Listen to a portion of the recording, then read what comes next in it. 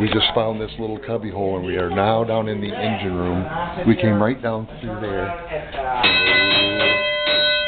how loud it is. And they're doing that up in the powerhouse. And then once they do that, then I would verify what they want me to do. And here's the two main throttle controls for each engine right here.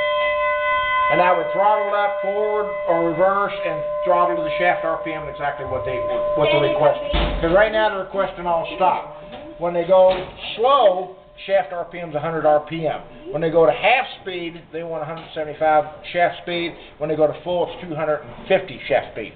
Where do you throttle? Oh, right there. Right there. That's telling me the RPM of the shafts, of the main shaft.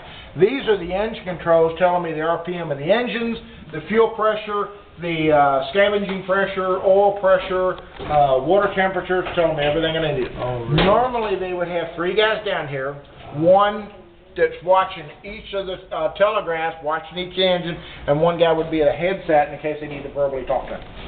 But normally it would be all done by hand signals or through the telegraph right here because it would be so loud. Normal temperature down here, but when both engines run, it'd be about 110 to 115 degrees. Even though they've got big blowers in there, the big right there that blow fresh engine, fresh air, because the engine are actually pulling in air from here. Oh, wow. There's no air intake outside. No. Oh, wow. Those are the engine air filters right there. Wow. There's one on each side.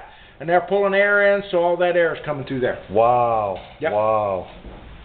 And they're pulling in 567 cubic inches per cylinder per stroke. Holy smokes. Yeah, per stroke. So they go through a lot of air. Because these fire every time the piston comes up. They're two-stroke diesels. Wow. Yeah. Wow.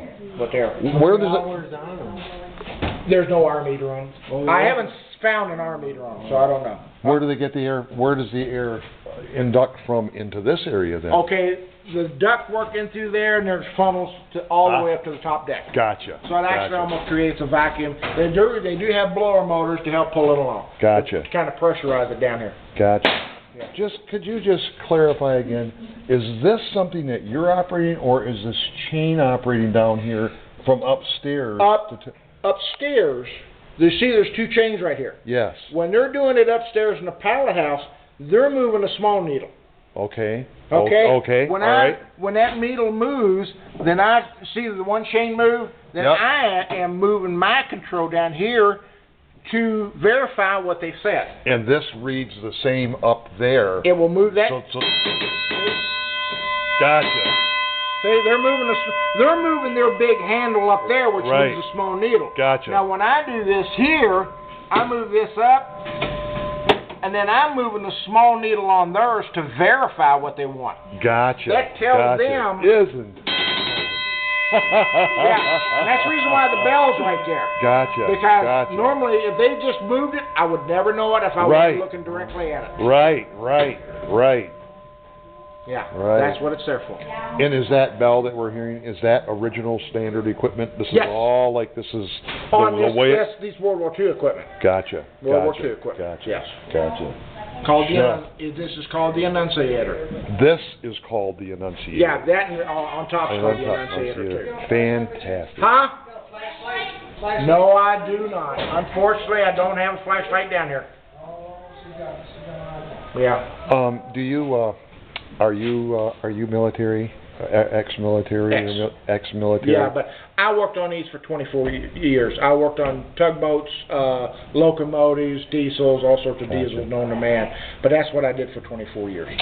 Thank you for your service to the country. Greatly appreciate it. What we do. And thank you for the information. Well, and that's the reason why with this tour right here, they asked, I'm also a World War II reenactor. They asked reenactors to come down here, man the ship, because normally during a tour, it's just basically a self-guided tour. Right.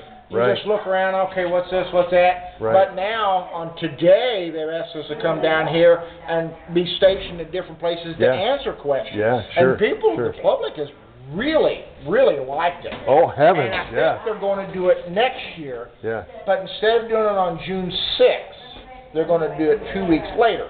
Okay. And the reason why, because on today, with the reenactor community, there's a big reenactment in Peoria, Illinois.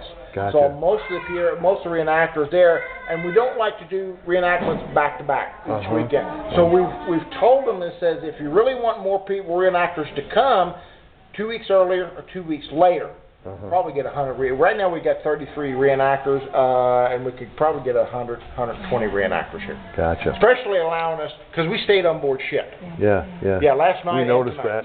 that. Yeah, all the staterooms. Yeah, we've got people in there living in there. Yeah. Okay, just really. Take it down.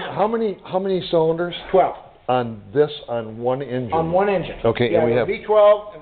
Each of them are V12s. each of them and horsepower rating or torque 900 horsepower, 744 RPM. I do not know what torque it is. Gotcha. But I imagine if with standard end, these are probably right around 2,000 foot-pounds of torque. Okay. Any idea of cylinder bore size? 8.5 by 9-inch stroke. By 9-inch stroke. Yeah, 8.5 bore by 9-inch stroke. Gotcha. Any idea where they were made? These are Detroit. These are Detroit. These are GM, General Motors, Detroit, AMD, Electromotive diesels. These are actually the same engines that went in locomotives. Oh, wow. Locomotives and tugboats. Now the bigger ones are using V16s. These are V12s. Gotcha. So, yeah, and if you look down there, those are the handholds right there. Like I said, these every time the piston comes up, it fires. So it's if you look over there and that top of that engine right there. It's got an open top. Well, I've got it opened up right there. Look at the rockers. It's and 4 valves. valves per cylinder, Oh 4 my God. exhaust valves.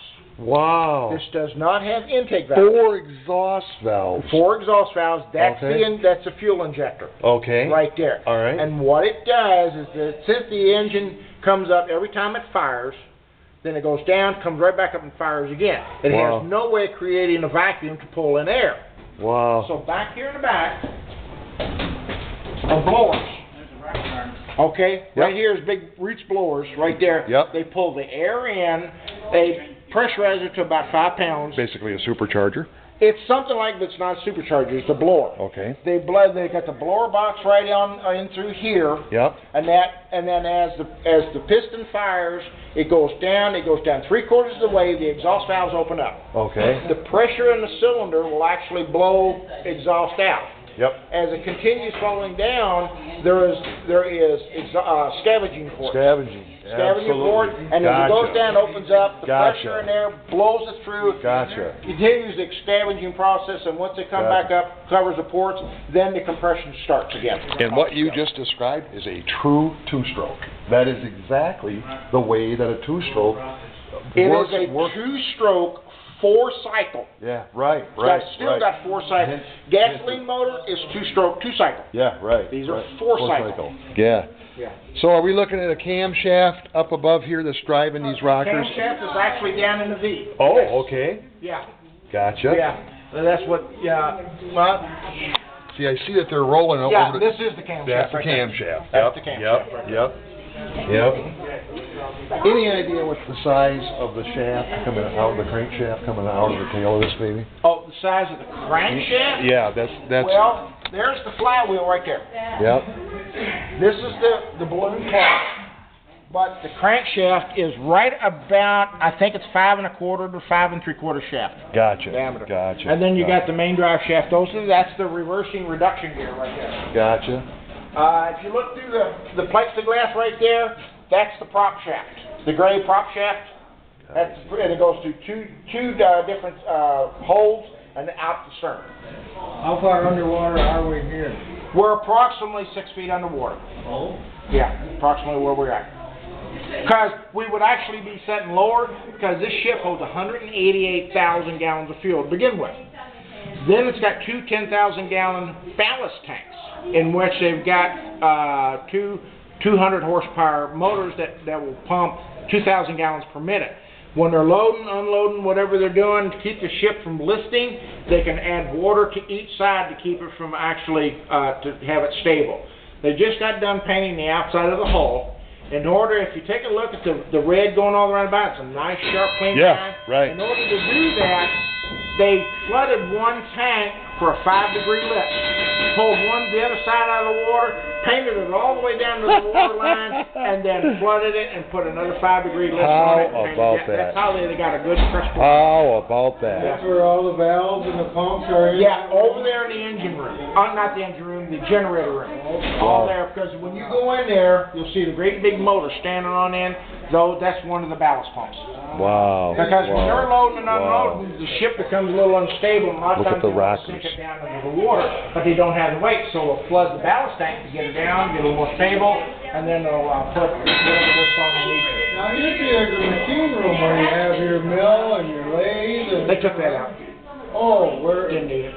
Oh. Actually, that was more on the main deck. Oh, what? Yeah, they do have a small machinist room right there, but they've taken a lot of stuff out